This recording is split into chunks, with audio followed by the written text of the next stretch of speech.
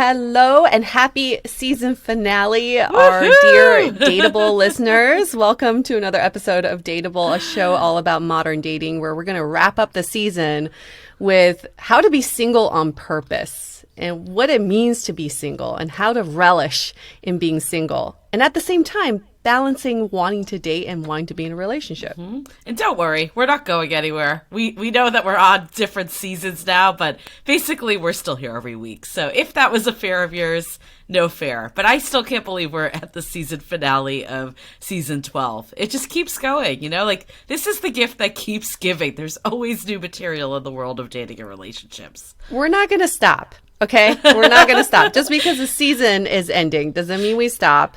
And we are constantly thinking of new topics. In fact, we have a list of like at least 1 million topics, right, Julie? At least 1 million. And this is obviously 1 million and counting. But I think this is a good also call out that you can always submit your story. We're always looking for new stories also, in addition to our running list of topics. So if you want to submit the form, it's dateablepodcast.com/submit your story. Or dateablepodcast.com/story. And I think that's always a great idea to like give us new ideas. We're very open to new ideas and then also really going in on the topics that we've been wanting to talk about. Yeah. You can also DM us. It's super easy. DM us on Instagram at Dateable Podcast. Also an easy way. Or you can just stalk us. Like, you can find our address. What are you asking for, anyway? Someone, like, shows up at our house. And they're like, please talk about can you talk about this? Please talk about looting. And here's a cup of coffee. I don't know. That's just in my dreams. Someday. You know what's funny, though? It's like, I feel like I've been thinking about the question you asked all week, last week, about the wedding speech. So for anyone that missed that, go back to last week's episode. Yue brought up this wedding speech that she was at the wedding and heard the matron of honor giving the speech. Matron of honor. And it was basically about like, should your partner be your priority? And I've been thinking about it all week.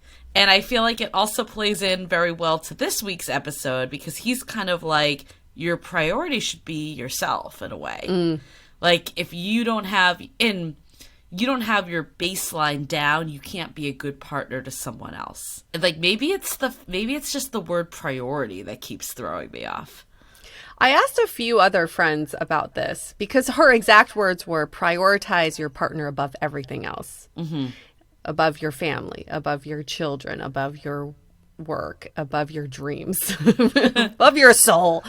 And it was interesting to see what people bring into the question. Because some of the women I spoke to were like, I can't believe he said that. He's just so possessive. And I was like, wait. I said the matron of honor. Oh, so that was interesting. Shit. Yeah. Shit. So we were like, well, I can't. He is obviously one of those patronizing men who believes that their partner should put them on a pedestal. I'm like, wait. No, it was a woman. And some women have said, oh, I've been in really bad toxic relationships where I put my partner as priority above everything else, including myself, and I lost my identity. Yes. Yep. I mean, there's fear of that too. I personally, one of the things that I would screen for when I was dating was like, does this person feel good about themselves as a whole? And I think like I've run into issues before where that hasn't been the case. And it's come to bit the relationship later. Like it bites the relationship later because I think ultimately you need to feel good about yourself to give to another person. But that being said, I think we could also get into this like endless loop of self-development. And that's also a dangerous place too, because if you're never relating to other people, you can't actually like know when you put it into practice. Yeah, exactly. And I was like talking to a friend the other day and she's like, this relationship stuff is hard. Like I wasn't expecting to like get all my own self shit like reflected at me. Yes. And you hear that all the time, that relationships are basically a self-reflection.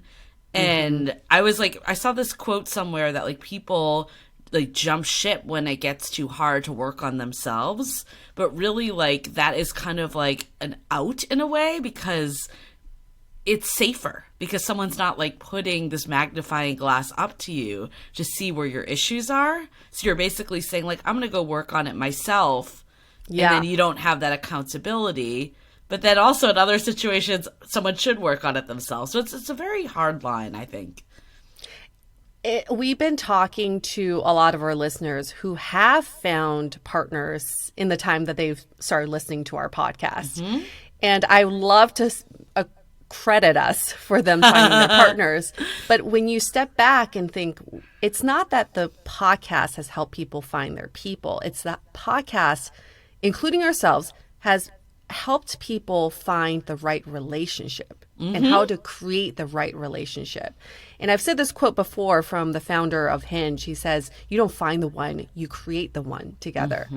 And that is exactly what resonates with me about this episode, is that it's like we can't sit back in our dating lives and think, well, I'm going to be single now and I'm dating now and I'm going to find this thing that I'm looking for. No, we're constantly working on being in a healthy relationship, even when you are single. Right. And I hope that's what people are taking away from Dateable, is that we are prepping everyone to be in healthy relationships. Totally. And I think that's a good point. Now, and I loved about this episode too, is single on purpose. He actually says you don't have to really be single to be single on purpose. Like you can be in a relationship, but you should still have that sense of self and devote time to it. And I think that is really important, because I think sometimes even in a relationship, you end up spending all your time together and you can like merge together, but having your own interests and having your own like perspective still is what makes, like, that's what attracted someone to you in the first place. So you don't, I'm very conscious of like losing that stuff. And I think that's why the statement in the speech, like, I of course want to make my partner a priority, but putting them as the only priority, I fear that would happen. Yes. And then you lose everything else. And then what happens? You're just like lost in this relationship. I did hear a friend of mine respond to this question, and she said, you don't put your partner as priority, you put your relationship as priority. And I thought that was an interesting point too, because in the last week, my partner and I were traveling, and sometimes when you're traveling, you come across conflicts all the time, right? Definitely brings it out, right? Every time something happens, and it could be something so small. But for him, there was a point where he was getting annoyed at me, and I didn't realize it. But I could tell he was annoyed in some way. And for me, when I am annoyed, the last thing I want is someone in my face. Like, are you okay? Is everything okay? Let me make it better for you. So I put him in my shoes and was like, oh, if I'm annoyed, I just want to be left alone. For him, when he's annoyed, he wants me to be in his face, like coddling him. Yeah. Okay, baby, everything's going to be fine. So we had this conversation, and I had to put myself aside for it and think, if I were to prioritize our relationship, what would I do? Well, then I would prioritize stepping forward and being in his face and helping him and being a partner for him, as opposed to putting myself first and thinking, oh, I would just step back. So that is the mantra I kept telling myself in my head, is you're putting the relationship as priority. I like that. And maybe some of putting the relationship first is both people taking individual me time or focusing on other stuff, because that would make less resentment in the relationship as a whole, or make it more interesting because you can come back and have new things and shared experiences to talk about. Like maybe that is the way that you kind of like prioritize it all. And then, Julie, for you, being in a new relationship, you know, in the beginning of a relationship, you want to spend all your time together because you're trying to catch up on years of not knowing each other. And at some point, you're going to have to like figure out the whole me time situation too. What do you think, when you guys get to that point, what do you think your me time will be? What do you think you'll be craving at that point? You know, like, we do spend a lot of time together right now, but I don't feel like deprived of me time. So I'm having trouble with it, because there's not really like something that like I'm like feel like I'm missing right this minute either. I kind of have me time right now because my boyfriend's gone for a week. So I'm like in the He's gone for a week? Yeah, I'm like in the me time in the moment. It's I'm like forced me time. I'm like, what am I doing right this minute? I'm talking to you, which I always do anyways. I think honestly, maybe it's working on more personal projects, like carving that out again. Like I think even, doing stuff that's like, just gives me joy of like I was like over COVID, I was like painting and like doing stuff that like doesn't really have a purpose, but I enjoy doing it. And I think that stuff maybe goes to the wayside a little now because it's like you're balancing someone new. Plus I'm someone that I feel very strongly about not like totally throwing my life out of whack when I'm with someone new. So I'm very conscious of like continuing to make plans with friends and like keep that side of my life going also. So I just feel like I've been maybe sleep. That's what I would say. I think I've just been like burning the candle a little too much is maybe what has been the effect of it more. Because I feel like when I'm not seeing him, I'm like making plans with someone else, like a friend, because I don't want those relationships to go to the wayside. Or I'm like putting our dateable stuff in. Like maybe it's just like downtime. I haven't been watching as much like TV and stuff than I once was. And honestly, I'm okay with that. I don't need to be doing that as much as I maybe was during like COVID and stuff. But maybe that's what the me time is that I've been putting down. Downtime is so important. And we are so guilty right now for trying to fill up our every hour of the day. But downtime, I think, is the most valuable me time for myself personally. Yeah, I mean, maybe it's something I need to make more of a priority a bit. Like, I think last weekend definitely burned the candle a lot because, like, we had a lot planned in general. And then, like, I had a lot of friends that wanted to do stuff. And it was kind of like, like there was one night that we're like, okay, we're going to make this an early night. And then my friend who has like 2 babies, like her mother-in-law was visiting and she's like, who wants to go out? And I'm like, I can't say no in a way. So we ended up doing that and meeting up with like her and her husband and like a bunch of other people. So I think it's like those types of burning the candle a bit is where I can get sucked in. Yeah, because now everybody wants to hang out. The weather's so nice. It's so hot in San Francisco, according to Julie. Oh my God, it's so hot. And so everyone's going to be out because this is like a rare occurrence. And it's hot in LA. Everybody's out. They pulled out their shorts and their little bikinis and everyone's walking around outside parading. And it's the FOMO is back. I'm not going to lie. FOMO's back. I see the people out and I'm like, I want to be part of that. Although, okay, June 15th was very anticlimactic, I must say. I don't know how you felt about it, but I like walked into Starbucks and I'm like, everyone's going to have their mask off. And no one had their mask off. It was like literally the same as June 14th. So, I still keep my mask on. They had some tables set up that people can sit at now. But I did go to a bar last night with Louise, our event producer. And I've been to like a couple bars before, so it wasn't like my first time, but they were more like people had to sit together before. This was like the first time that it was kind of like, just go in. And it definitely felt like different. I was like, holy shit. I'm like, we're like back. We're back. I'm sort of ready, but I'm sort of not. We're back. The FOMO's back. The events are back. The meeting new people, that's back. Yeah. All of that.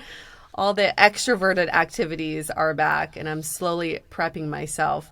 And something else that's back is sexy time. People are having sex. I'm hearing it. I was like, how do you know this, Yue? Are you like running a poll? I did. I ran a poll. On our Instagram, but I meant to bring this up a few weeks ago. It wasn't like, who's having sex? I know. I was like, I mean, I saw that poll. It was not like, maybe we should. Who is fucking right this minute? Who's photoing? Photoing in Florida. But I did ask a question. Remember the poll we put up that was, how did you learn about different sex positions other than missionary? That's a little different than who's having sex right now. Yes, we're going to put up a different poll of who's having sex right now. I thought it was really fascinating that most people wrote friends as how they learned about different sexual positions from. And then Cosmo was number 2. Yeah, But Friends was number 1. I would say those are mine for sure. Like, I think Friends was definitely it. Just like hearing people talk and like being like, "What is this?" You know? Really? Okay. Yeah. Yeah. Okay. Maybe. Then how did the friends? So where did the friends learn it? I don't know. You just need that one friend that was like in it. The one that started at 12, you know? Exactly, The one that's exactly. like, listen, the helicopter is, and you're like, oh shit, please tell me more. Exactly. Yeah, who's patient zero? Who are they learning it from? Their parents? A Playboy? I mean, don't know. maybe like, yeah, I guess it's interesting because our listeners are, you know, a lot of us are millennials. I would say that's probably like the bulk of our listeners. And then we also have Gen X. And that's the one above millennials, right? Gen X? Above? Like Gen one X. higher than millennials. Yes. So Or I'd older, say you mean? Older, yeah. I would say Yes. our listeners are primarily millennial for the most part, and then probably Gen X next. So I'm curious if people that were more like younger millennials or Gen Z would say porn in the internet more, because I think that's like just a byproduct of the generation. Like, we couldn't look that stuff up as much on the internet. That's true.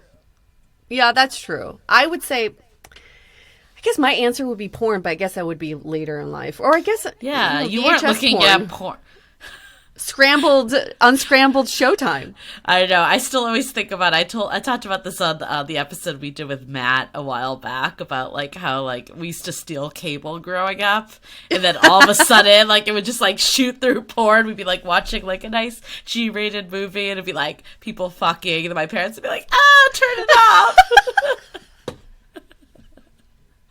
So And then you're like, keep it on. I guess that was my exposure to sex, but it was like traumatic. It wasn't like a keep it on. I was like, what is happening? I just want to get back to Romeo and Michelle's high school reunion, please. What is he doing to her, Daddy? Make it stop. Yes, exactly. I was like, please bring me back to the PG movie. Thanks. You know what? That's a good point. As a child, porn must be the scariest thing. Oh, it's horrifying. I would rather watch a horror movie than porn I'm as not a child. I'm not a porn person now. I know you like porn. Oh, I love porn. I know you do. I've never been someone that's into it. Like, I do love sex, but I don't love porn. Oh, like, it's it. not, like, it doesn't do anything for me. Like, nothing. It's just so entertaining for me. It doesn't have to turn me on. I like to look at the set design. I like to see what they're wearing. I like to see how shaven they are. Oh it's like taking a poll of how porn stars like to fuck, and they're all very different. Yep, I guess that is why you really wanted Lou on My Cleaner. I did. So yes. throw back to that episode if you missed it. That's an epic one. Well, yeah. Give people remind people who that is. Oh, yes. So my house cleaner, Lou, he was a former gay porn star. Like, he was like a big porn star. Big porn star. Like, literally and figuratively. But like a big porn star that like he was on like covers of magazines. This was like in the golden days when it was like you were a celebrity if you were a porn star. This wasn't just like amateur hour, put something on the internet.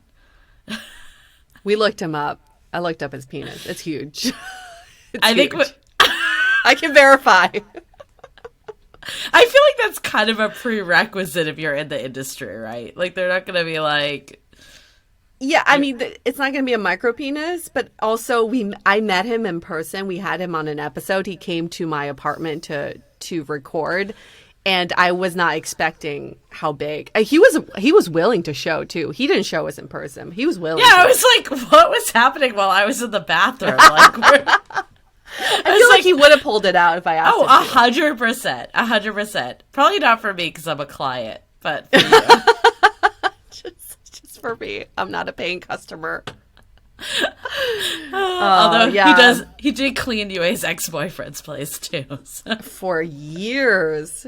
And he'd give me all the tea. Just kidding. He would give Julie all the tea, and then Julie would give me the tea. No, there wasn't that much tea, but no, yeah, there wasn't, unfortunately. Okay, let's do a quick rundown of announcements. I think what we've got this week is we have a special Pride live stream that our moderator Ryan and his boyfriend, plus special guests from the community, will be leading in the Facebook Love in the Time of Corona. If you are listening to this Wednesday, it is tonight at 5:30 p.m. PST, 8:30 p.m. EST, and definitely join this. I'm super excited to join. They're going to kind of go through like a little bit of the history of Pride, and then also hear personal experiences from members of the community. Again, that's June 23rd, so look at your calendar because it may be the day that you're listening to this episode. Get on it now. Call out. Yes. And then the other announcement is follow us on Instagram. That's probably like our most engaged social channel outside of the Facebook group. We've been growing a lot, so thank you all for following us. Love to see the followers come in. Also, leave a review. We are so close to 500 reviews. Some of the ones that have come in lately have warmed my heart. And, there's other ones that are like, please get to the point and skip the intro. But,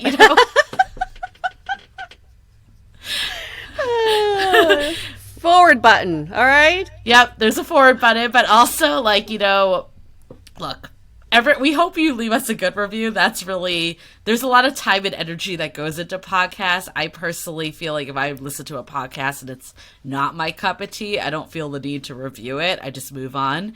But hopefully if you've made it this far, you're down with it, because we hear the people that just love this podcast, love the intros. Like one of our, a few people have said it's like, you're like in the room with us. It's like, feels like we're just all hanging out and having fun. So we are still very much all for the intros. Again, you can always hit the forward button. It starts around 20 to 30 minutes in. You know it by now. So do that if the intros aren't for you and you want to get to the bulk of it. We've also heard from listeners that they listen to the intro the day it comes out, and then they go back and listen to the whole episode when they can digest it more. So you got to find what works for you. Any listening pattern is good with us. But we do give away $1 million in the intros, so it is good to listen. We're like talking to the wrong people because they're the ones that listen every week that are here right this minute. They're like, I've never heard that come up. It's an Easter egg. You got to find it. But yeah. Yes. But yes, please help us out with the reviews. Honestly, the ratings of the reviews are everything in this world. And this is a free podcast. So if you want to give back to us, that is our one minor request, is to just drop us a rating. It takes 0.5 seconds if you just leave the 5 stars. And it helps us grow, and it helps us find even better guests, which is what we love to do, is bring you the best content we can possibly give you. But to have access to these guests, we got to have those reviews. Right. Like John Kim today. Woo! I mean, yeah, John Kim, we were super excited to get John Kim. We've been following him for a long time. And, part of why he was able to do this is that he saw it was a legit podcast, right? So, yeah, it directly impacts who we get on this podcast.